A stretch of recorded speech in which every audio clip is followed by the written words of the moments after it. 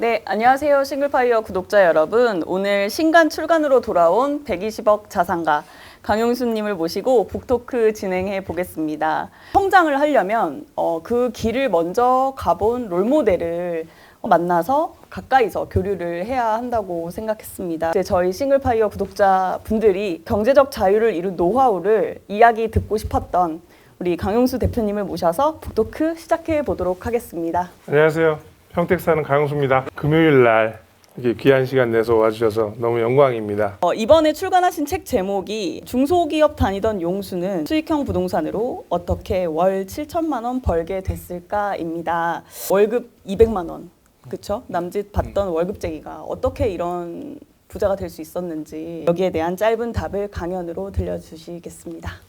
저는 이제 중소기업 다니던 사람이에요. 그리고 좋은 학벌을 갖고 있지도 않고 좋은 부모님이시지만 자산을 물려주시지 못한 부모님하고 같이 살았어요.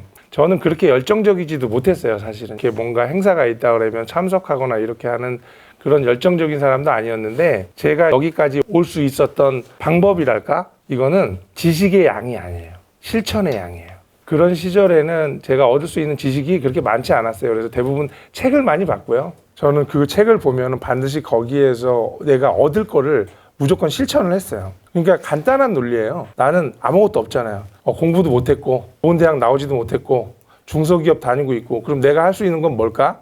실천이겠구나. 그래서 책을 읽어서 습득한 지식의 일부를 실천화했고, 실천이 습관이 됐고, 그러다 보니까 자연스럽게 부자의 루틴대로 가고 있는 거죠. 그리고 두 번째로 제가 이 길로 올 수 있었던 것은 욕심내지 않았던 거예요. 왜냐하면 여러분도 수익형 자산을 투자하고 월세 10만 원, 20만 원 받는 게 굉장히 하찮아 보일 수 있거든요, 사실은. 근데 저는 그거의 소중함을 알았어요. 그리고 제 돈을 잃고 싶지 않아서 더욱더 수익형 자산에만 올인했던 것 같아요. 근데 여러분들한테 수익형 자산에 올인해서라고 말하는 건 아니에요, 절대. 왜냐하면 여러분들은 뭐 여러 가지 지식도 많으시고 똑똑하시니까 차익형이든 뭔가 투자를 하셔서 종잣돈도 마련하셔서 오시면 되는 건데, 저는 잃기 싫어서, 잘 몰라서, 불안해서 수익형 자산만 투자를 한 거거든요. 월급 받아가지고 부자가 될 수 없다고 그런 말씀 하셨었잖아요. 월급만 모아가지고 부자가 될 수 없다고 했는데, 그럼 뭘 모아야 부자가 되죠? 모아야 돼요. 일단은 월급을 모아야죠. 모아서 좋은 곳에 투자해야 되는데, 지금 상황이 우리가 투자하기 어려운 상황이라는 거가 있지만, 사실은 제가 투자할 때만 해도 금리가 굉장히 높았어요. 지금보다 금리가 한 2배 정도 됐던 시절이었는데도 불구하고 뭐 투자를 했으니까 지금 오히려 금리가 낮잖아요. 코인도 있고 뭐 주식도 있고 여러 가지 장르들의 테마들이 많으니까 그런 데서 수익을 좀 창출하셔서 안전한 수익형 자산으로 옮겨가실 수 있는 그런 방향으로 이제 가시면 좋을 것 같고요. 그리고 여러분들이 생각하는 수익형 자산이라는 게 투자금이 그렇게 많이 들어가지 않는다는 거예요. 여러분들이 그 착각을 좀 버리셨으면 좋겠어요. 그래서 얼마든지 지방에 있는 수요들을 활용하신다 그러면 작은 돈으로도 투자할 수 있는 투자 자산들은 많이 남아있고 아직도 가능하다는 얘기를 좀 전달드리고 싶습니다. 책을 보고 영상들도 많이 봤는데 14호짜리를 5천만 원을 들여서 이제 구입하셨다는 그 내용이 있잖아요.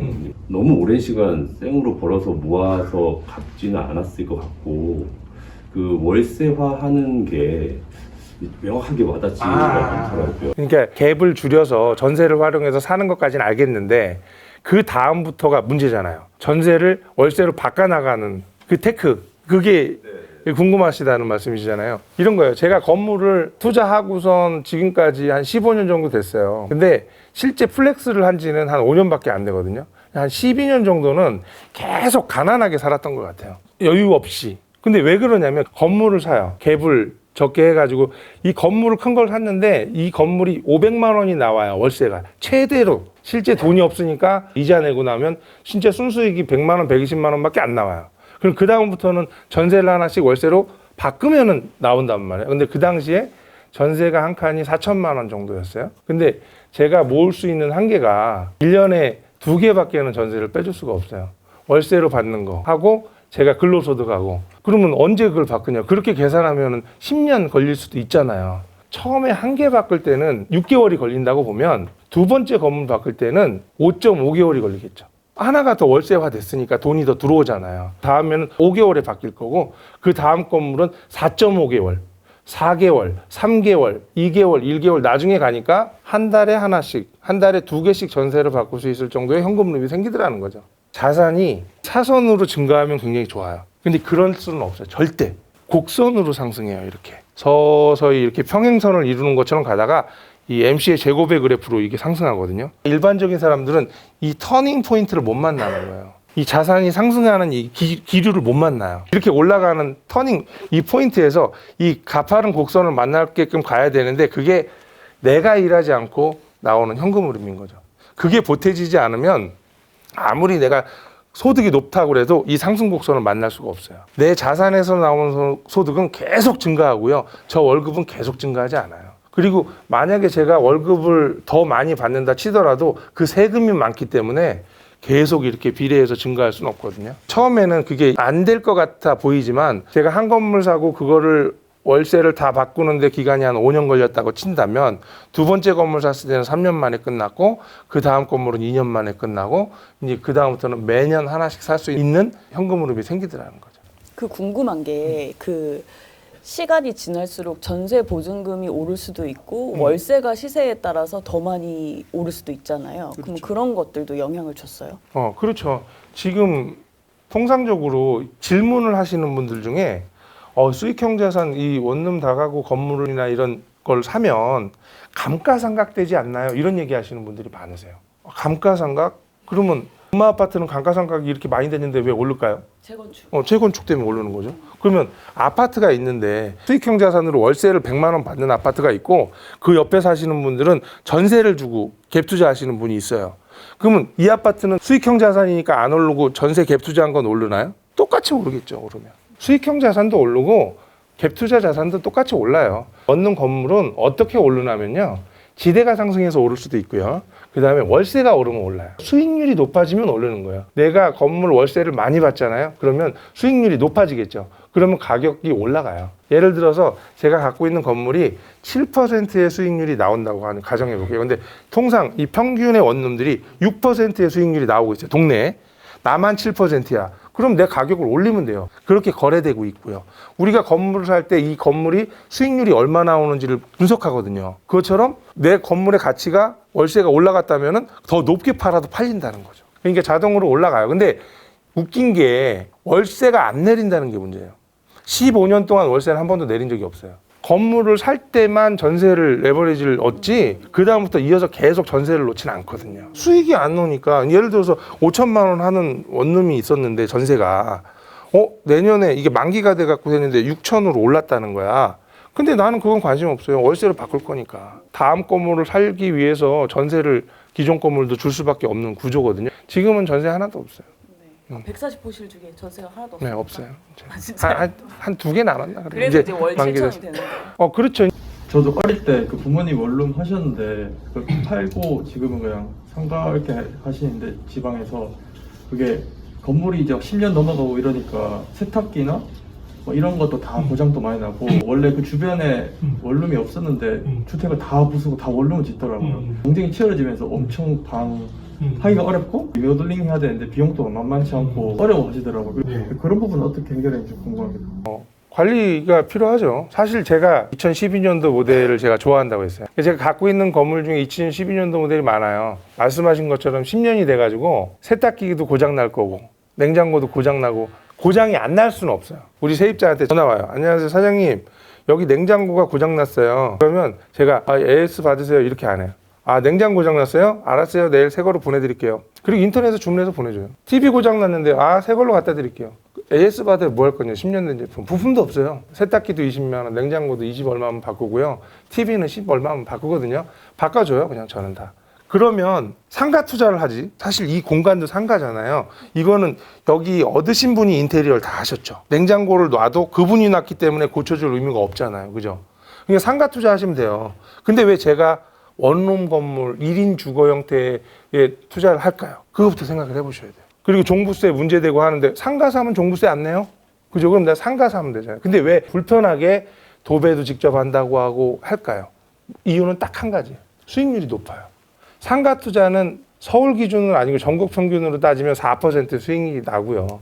원룸 투자는 6에서 7% 수익이 나니까 전 당연히 2% 이상 수익이 더 나기 때문에 투자를 하는 거예요. 그리고 미래 가치도 좋다라고 좀 판단.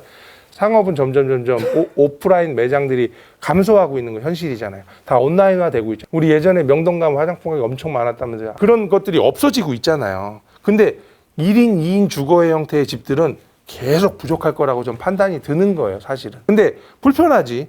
말씀하신 것처럼 고쳐줘야 되고, 고장나면 바꿔줘야 되고, 도배해줘야 되고, 여러 가지가 문제가 있지만, 그래도 저는 2% 이상의 초과 수익이 나기 때문에 저는 투자한다는 거예요. 제가 한번 사면 평생 갖고 있을까요? 안 그래요. 노후된 건 버려야지. 새 거 사면 되잖아요. 제가 여러 개가 있지만, 낡은 건 이제 팔 거예요. 또 새 거 또 좋은 거 사고. 계속 옮겨가야죠. 아니면 제가 지을 수도 있겠지만 첫 건물 샀던 거랑 두 번째 건물 산 것들은 팔았어요. 제가 그러면 그 오래된 건물을 손해나고 팔았을까요? 아니라는 거죠. 아니라는 거예요. 1, 2억씩 더 받고 팔았어요. 소형 아파트 두 채라든지 세 채 정도 이게 좀 사가지고 연습도 하고 돈도 모으고 감을 익히면서 그 다음에 수익형 자산으로 넘어가라 이렇게 말씀하셨잖아요. 저 같은 경우에 지금 동탄에 살고 있어요. 아무리 소형 아파트라 해도 아파트 값이 굉장히 높잖아요, 요즘에. 게다가 대출이 잘 나오는 것도 아니고 시간이 너무 오래 걸릴 것 같은데 이런 경우에는 그냥 바로 건물을 사는 게 이거에 대해서 어떻게 생각하세요? 선생님이 살고 계신 동탄 신도시잖아요. 거기에서 아파트를 두 채 사는 건 돈이 많이 필요해요. 제가 얘기하는 건 그게 아니고 가성비가 좋은 소형 아파트를 월세 받는 아파트를 사서 수익형 자산을 운영해 보자는 거잖아요. 월세도 받아보고 고쳐주기도 해보고 세입자한테 뭐 싫은 소리도 들어보고 뭐 그런 거를 해보라는 의미로 단계별로 가라는 의미였는데 동탄에서는 그게 안 되잖아요. 그러면 동탄은 안 되지만 화성은 되겠지. 화성이라는 울타리 안에는 소형 아파트, 저렴한 아파트들이 아직 많이 빌지에 있단 말이에요. 그래서 가성비 높은 걸로 월세를 받아보는 건 지금도 맞다라고 판단하는데 동탄 1신도시, 2신도시에 10억씩 가는 아파트에 그거를 두 채 사갖고 그 돈이면 건물 사고 남아요. 건물이 더 싸. 아니, 음마 아파트 세 채 사서 월세 주지 뭐 그럼. 그거랑 똑같은 거야. 예.